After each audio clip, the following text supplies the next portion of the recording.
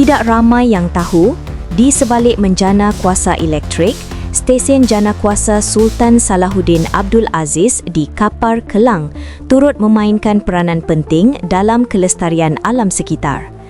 Setiap tahun dari Ogos hingga April, jutaan burung berhijrah ribuan kilometer dari Rusia dan Alaska ke hemisfera selatan. Kapar menjadi lokasi persinggahan sebelum mereka meneruskan perjalanan ke Australia dan New Zealand.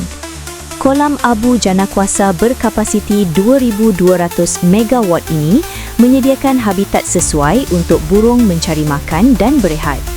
Pemantauan tahunan oleh Malaysian Nature Society merekodkan jumlah puncak 36,692 burung air di Kapar, tertinggi pernah didokumentasikan di Malaysia.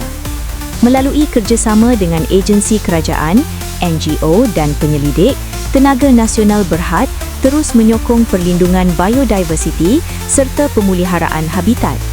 Kapar bukan sekadar menjana tenaga, ia juga menjadi persinggahan penting jutaan burung migrasi.